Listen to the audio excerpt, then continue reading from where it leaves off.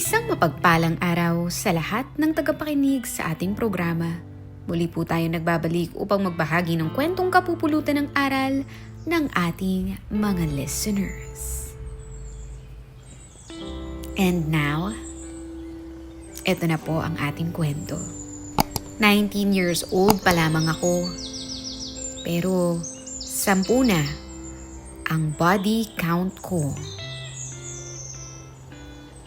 Yes, tama po kayo nang narinig.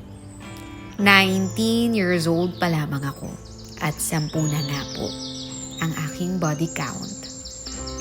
Hello mga kabebe.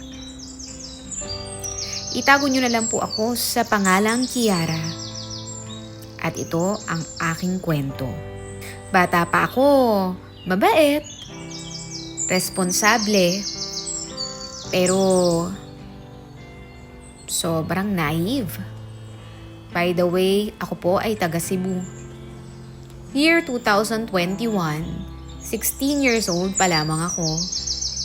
And at that time, naisuko ko na ang pagkababae ko.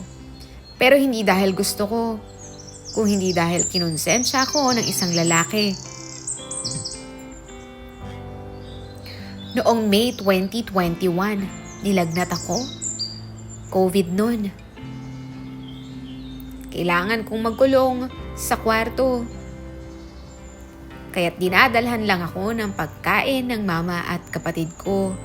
Pero may isang lalaking palihim na bumibisita sa akin. Bakit patago? Kasi nga walang may alam sa aming dalawa.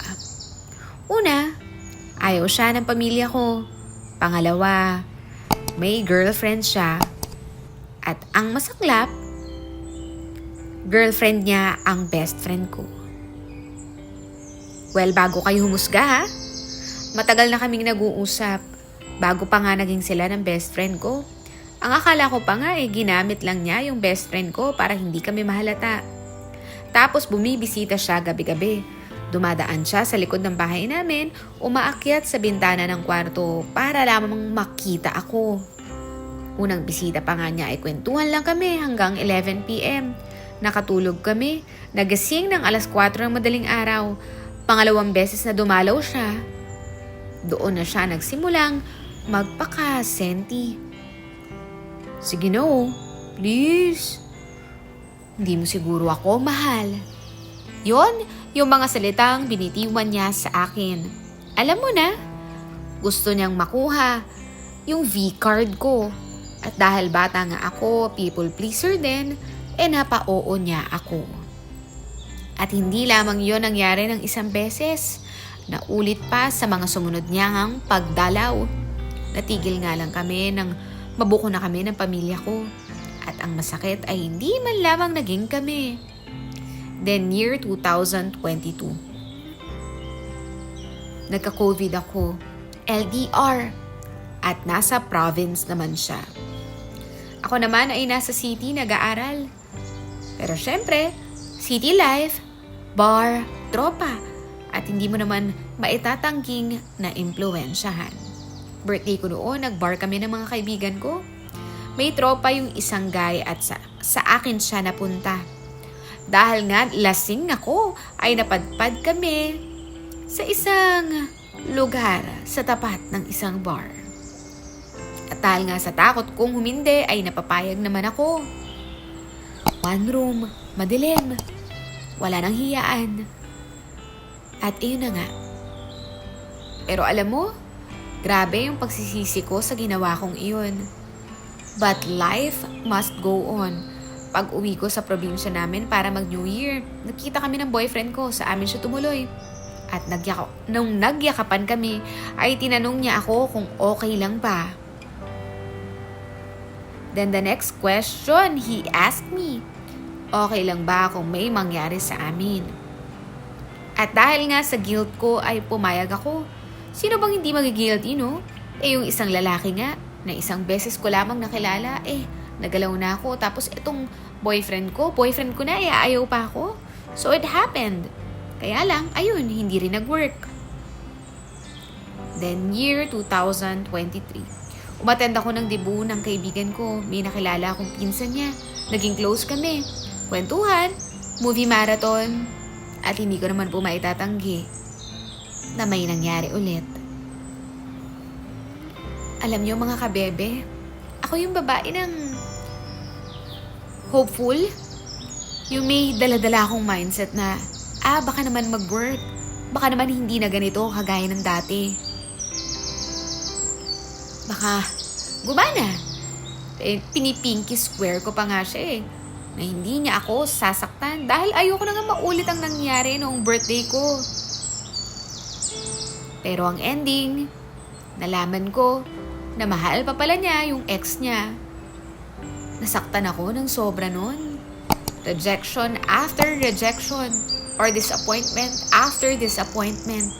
Dahil doon 5 months, hindi ako kumuusap ng ibang lalaki bukod sa boy best friend. Sa kanya buong buo ang tiwala ko Then one time nagkayayaan kami mag-inuman at bigla siyang nag-confess na gusto niya raw ako dati pa. Pero naunahan siya ng kaibigan niya. Yung kaibigan niya naging suitor ko dati pero binasted ko din. After niya mag-confess, hindi naman ako nahulog. Agad-agad. Pero masasabi ko dahil nga people pleaser ako, nakaramdam ako ng kaunting pagtibok ng puso para sa kanya. Then lumaon, nasabi ko sa sarili ko na, gusto ko rin siya. And yes, may nangyari sa amin ang boy best friend ko. Dahil naman sa mindset ko na, baka mag-work ito. Pero, sabi nga nila, life is full of surprises. Dahil may nalaman ako na ikinabigla ko. Mahal pa rin pala ng boy best friend ko ang ex niya. So, bokya. Pero hindi naman natapos doon. Quote and quote, ang aming relationship. Naging FUBU kami for 4 months. Nangyari lang naman yung mga yun dahil na-realize ko na wala na talaga akong aasahan sa kanya. Na wala na itong patutunguhan. At dahil sa galit na meron ako, in-entertain ko yung pinsan niya na matagal lang nangungulit sa akin. So, may nangyari ulit. And then na-issue kami. Tapos, sabi niya itigil na namin. I was so devastated. Nakailan na ako. And then, August 2024, biglang nanumbalik at nagpatuloy yung usapan namin. Pinakilala niya ako sa mama niya. Kinabahan nga ako Unang punta ko, formal naman. Pero sa pangalawang punta ko ay doon may nangyari na. Pumayag ako kasi akala ko kaya ko Pinatulan ko lang naman because galit na galit pa rin ako doon sa boy best friend ko. Tinry ko naman siyang mahalin. At nagustuhan ko rin yung mom niya. Pero wala talaga Hindi sapat iyon para magstay ako. So I needed to move forward. October 2024, pinakilala naman ako ng kaibigan ko sa tropa ng jowa niya. Inuman ulit. Check-in na naman. Gentleman, mabait. Pero hindi ko agad nakitang red flag pala ito.